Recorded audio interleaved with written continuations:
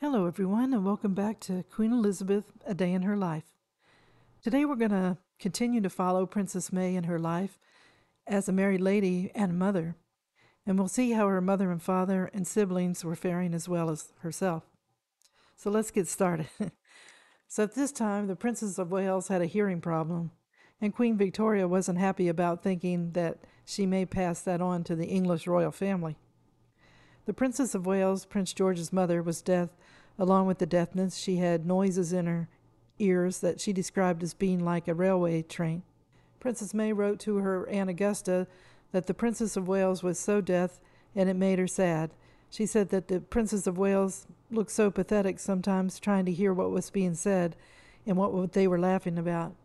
And the Princess of Wales never spoke to her children about it, but she did confide to Princess May, telling her, "You, my sweet May, are always so dear and nice to me, and whenever I'm not quite right on account of my beastly year, you always, by a word or eve, turn towards me and make me understand, for which I am most grateful, as nobody can know what I often have to go through." In 1908, there was a scare because they wondered if Prince Edward might become deaf. He got treatments, and Prince George said in a letter that in my family, one can't be too careful about ears. And Princess Mary Adelaide had been at the weddings at Coburg and Copenhagen and other places and had done too much and was tired out. The doctor told her to rest and go to bed early.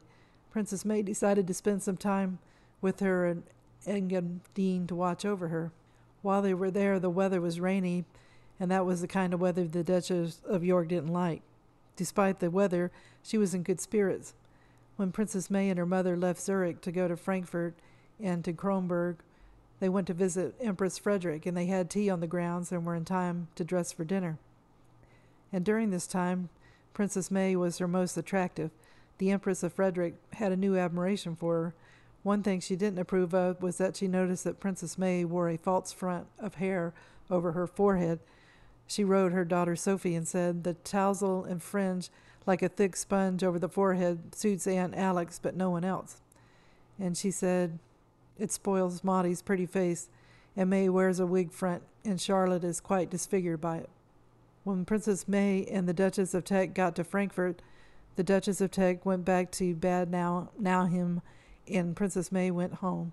Princess May loved spending time with her mother, and she wrote to her mother at that time saying, "I felt so low when we parted at Frankfurt that I nearly cried, so I had to walk away quickly to gulp down my tears. What a pleasant time we had together.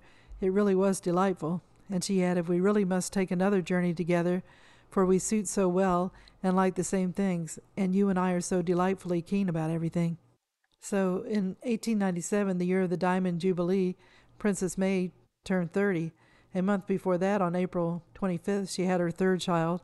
It was her only daughter, Princess Mary of York. So it sounded like a lot of things were happening for Princess May at this time. When she recovered from having the baby, she was told that her mother had just undergone a serious emergency operation at White Lodge, but she was making good progress in her recovery. Then there was a bazaar fire in France, and when Princess Mary of Adelaide heard about it, she ordered wreaths to be sent in her name to the Paris funerals of the victims. When Mary of Adelaide got back home from abroad in the autumn of 1896, she started to work hard again of social and charitable activities.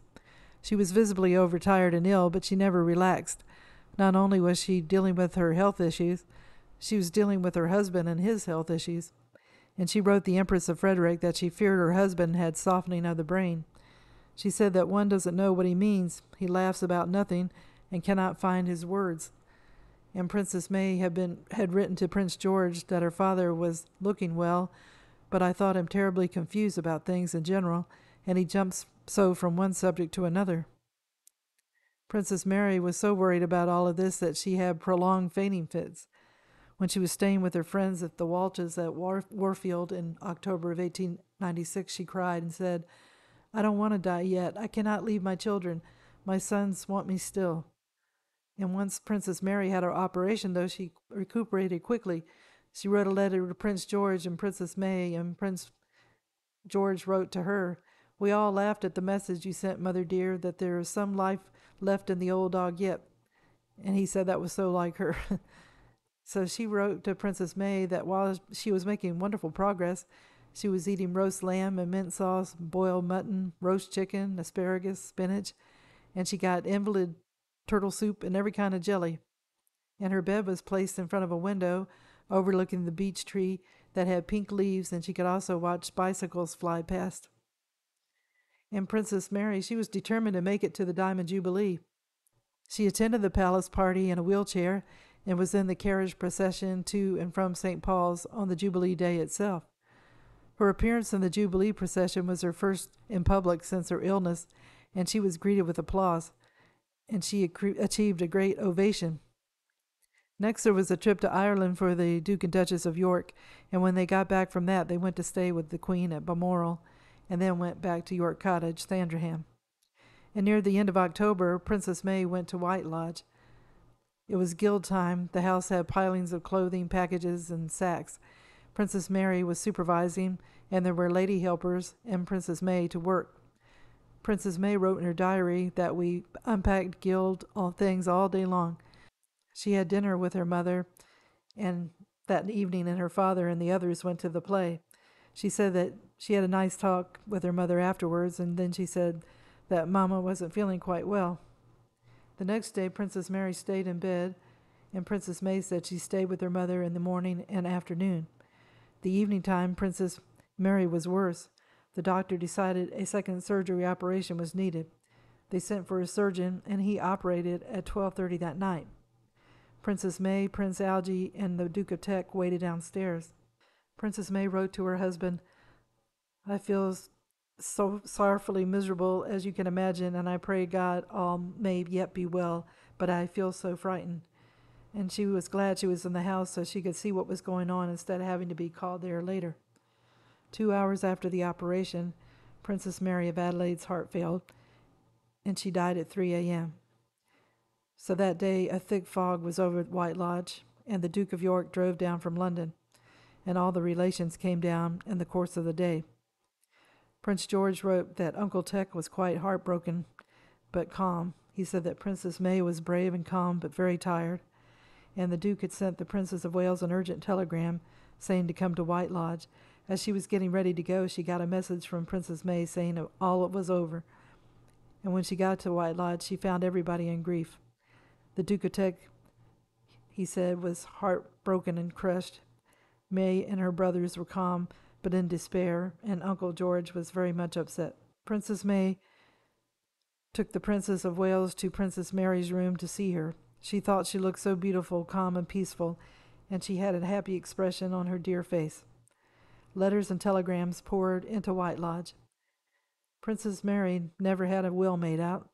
She left verbal instructions for the Duke of Teck to ask if she could be buried in the royal vault at Windsor. Princess May had remembered that her mother told her father more than once that she had a great wish to have her last resting place at Windsor, as she didn't like the idea of being buried in the damp vault at Kew, in spite of her parents being buried there. Princess May wrote the letter to Queen Victoria, and Princess Mary got her wish. The funeral took place on November the 3rd.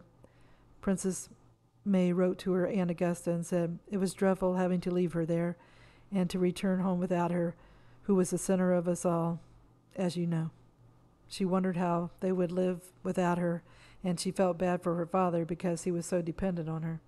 The aunt wrote back to the Princess May and said, "Now all will rest on you, and you will have to do and think for all of them." The Duke at this time was bad off, and Prince Algy wrote that dear Mama has left us at a very trying time. Prince Teck went to visit his cousins, but he was soon to return because the Prince of Teck was too much of a responsibility for the family to handle. Then the Duke of Teck lived in seclusion in White Lodge. He was looked after by a doctor and male nurses.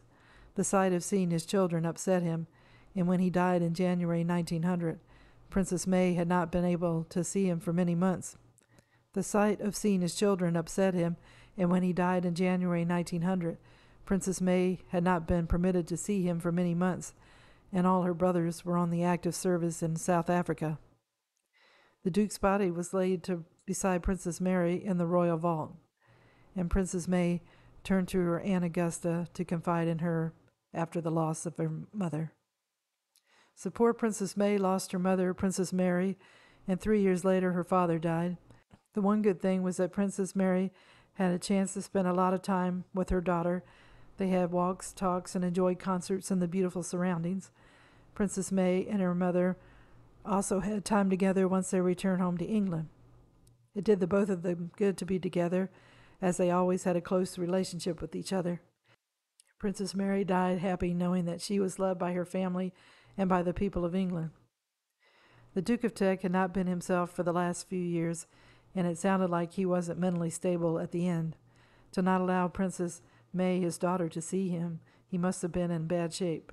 I'm glad that he got to be buried in the royal vault beside his wife, and that Princess Mary got her wish to be buried there. She had served her country and people well. Well, I hope you enjoyed the video, and if you did, if you could give it a thumbs up, it would be greatly appreciated. And I wish everyone a good day. Please tune in again soon for another episode of Queen Elizabeth, A Day in Her Life. Thank you. Bye.